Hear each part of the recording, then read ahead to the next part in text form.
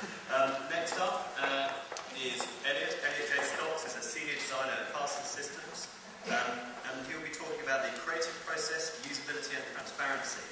A walk through the Castle Systems rebranding with discussion about screencasts, YouTube videos and blog posts, and how they are influencing this creative process. And next he'll talk about usability and beauty, no longer enemies. Discussion on how usability, accessibility and websites don't have to look ugly, web standards and guidelines, and how working within the constraints can prompt a better solution. Choosing when to observe and not to observe guidelines, how to bend, break or fuck up the rules, I think is the usual language. Please, everybody, hey.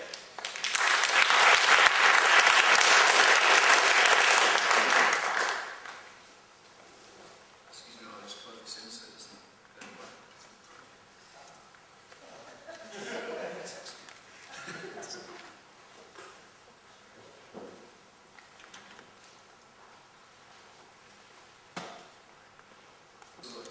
Okay, so hello everybody. Thanks so much for having me here today.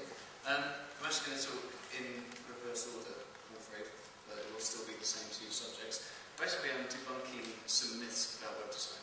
Now, it's quite a new industry, obviously, so there are still quite a few myths surrounding it, but in particular, I'm going to be talking about usability and beauty, and there's a common misconception that websites, to be usable and accessible, have to look ugly, and it's something I'm absolutely against. And again, talking about our recent company rebrand and how we've opened up the creative process to our audience.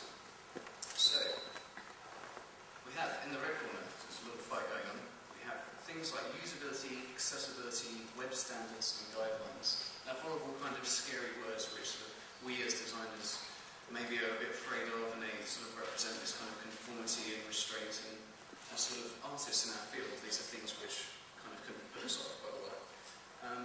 But the other side, we have beauty. Now, beauty, I don't know about you guys, but personally, although as a designer I love building solutions and helping people make sense of their problems, one of the things, the main thing that I do is because I like making beautiful things. When I was a kid, right up until late teens, most of what I did was draw. I love drawing, and the same reason now carries through into my design work. I love making beautiful things, and I imagine that you guys, mostly as designers, are hopefully living in that one. But how do we create something beautiful that also takes all this into account? Well, first of all, let's define our terms. Okay, usability.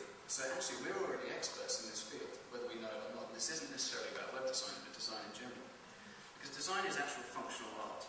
And I'm not saying that art cannot be functional, but design in itself takes something beautiful, pretty, and gives it a function, allows people to use it. And it exists to create meaning and understanding. Again, a universal truth.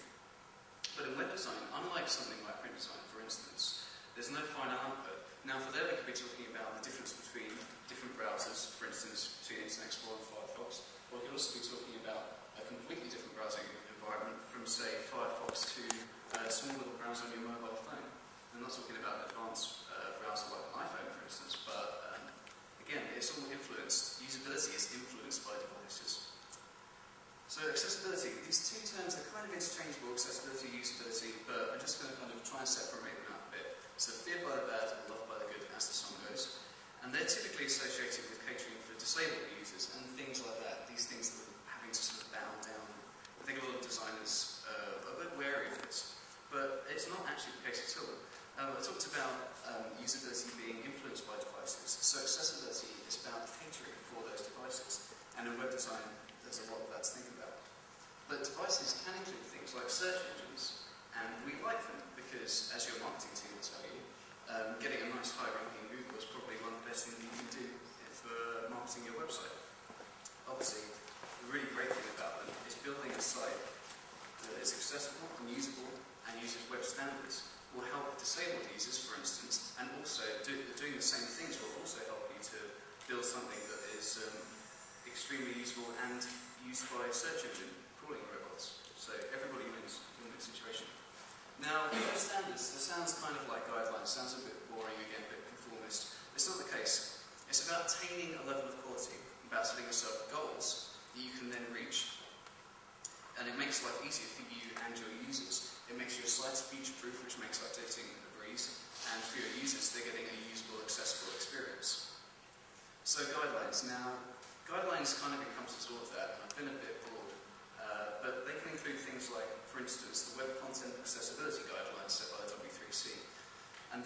cater for more things like disabled users. However, there are other types of guidelines, like, for instance, in your own corporation, maybe you work for a giant corporation or a small little place. There might be, if you work for a governmental body, lots of the websites have to conform to very specific things. You must have your left margin here, and nav can only be this long. I personally really hate working like that, so sorry. So anybody has to put up with that. But again, style guides in general. But actually, restriction allows for more creativity. The world is your oyster, but I don't know about you guys, personally, my own experience has been that when there have been restrictions imposed, that allows me to create something quite interesting and beautiful, as opposed to just having a completely free canvas to do whatever. So let's talk about what is actually underneath the hood of a website. Now, how many people here are actually web designers? Okay, cool. And do the rest of you sort of vaguely work with the web in some way, I assume, through everyday jobs? Yeah?